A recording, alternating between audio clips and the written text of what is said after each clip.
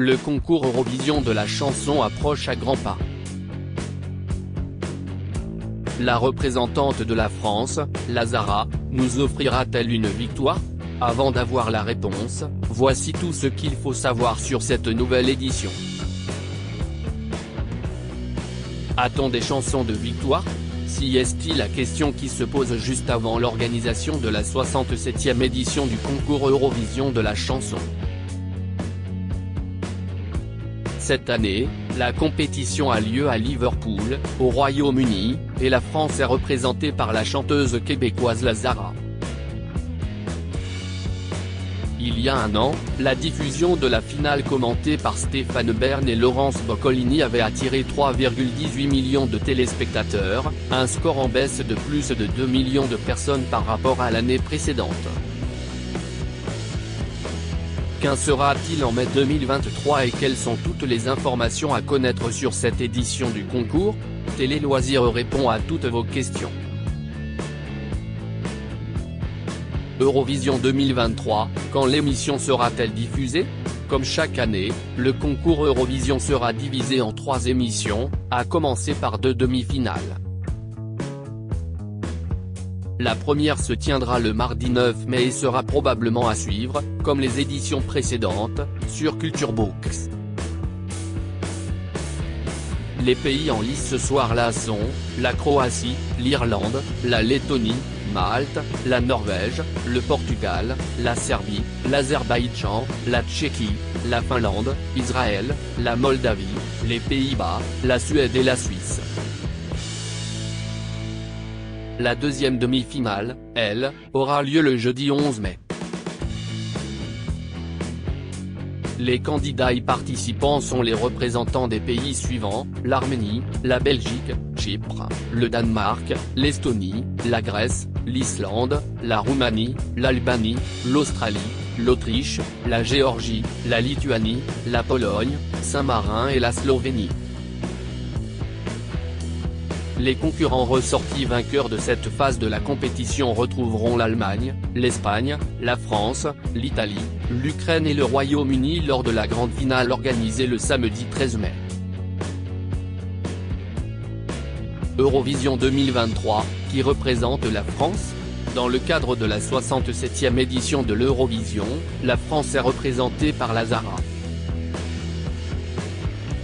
Cette chanteuse québécoise, dont le véritable nom est Fatima Zahra, entretient le mystère autour de son identité puisqu'on ne connaît pas, par exemple, sa date de naissance.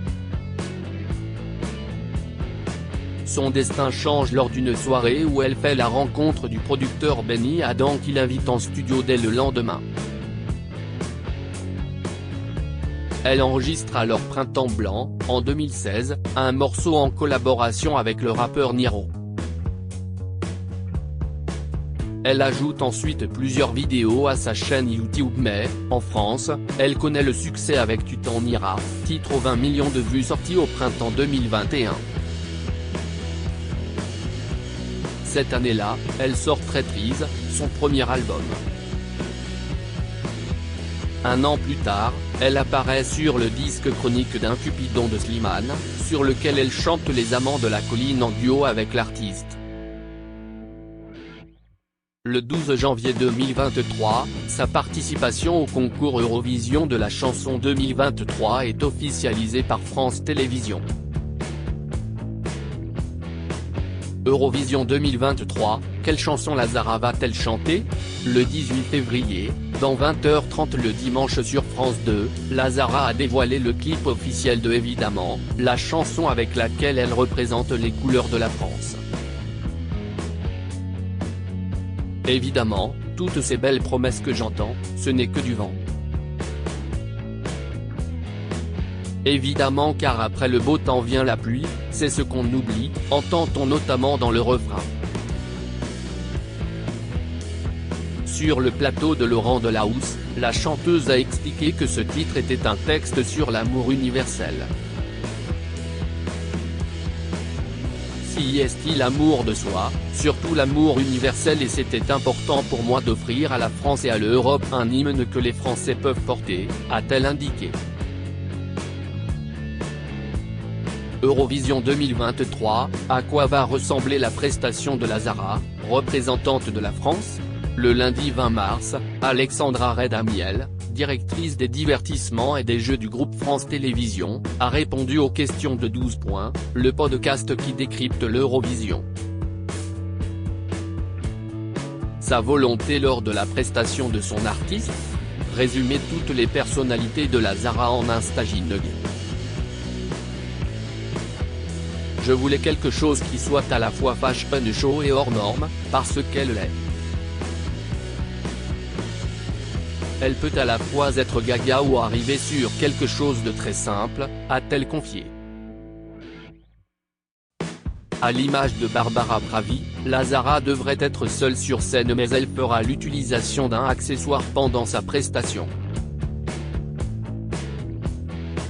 Eurovision 2023, quels sont les pays participants ?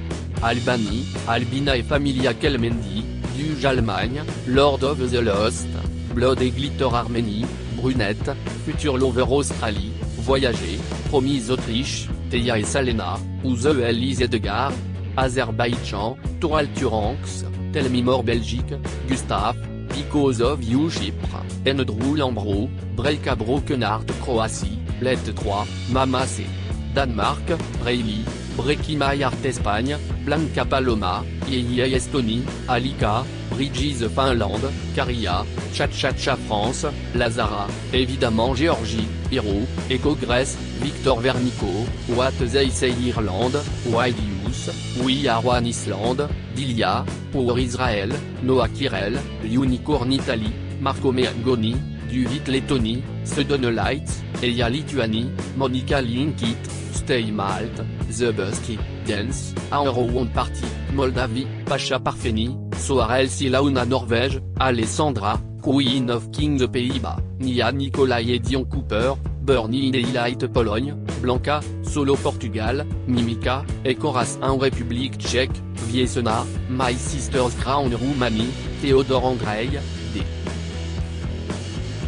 GT of Enon, Royaume-Uni, Mae Muller, Airo Tasson Saint-Marin, Pix de Jax, Lycan Animal Serbie, Luc Black, Samomis Spava Slovénie, Joker Out, Carpe Diem Suède, Lorine, Tatou Suisse, Remo Forêt, Vaterien Ukraine, Tvorchi, Art of Style Eurovision 2023, qui a remporté le concours l'année dernière. À la fin de la 66e édition de l'Eurovision, l'Ukraine a remporté le concours avec un énorme score de 631 points, dont 439 via le vote du public, un record absolu. Sans vouloir remettre en cause la qualité artistique de leurs chansons, il est assez clair que le groupe Kalush Orchestra a bénéficié d'un vote de soutien pour leur chanson Stefania, moins de 3 mois après le début de l'offensive russe opérée par Vladimir Poutine en Ukraine. Le Royaume-Uni, lui, est arrivé en deuxième position du classement avec 466 points. Eurovision 2023, où le concours se déroule-t-il cette année ? Parce que le concours ne pouvait pas se tenir en Ukraine en raison de la situation géopolitique, il a été annoncé le 25 juillet 2022 que le Royaume-Uni organiserait la 67e édition de l'Eurovision. Si est-il la 9e fois que le pays accueille la compétition.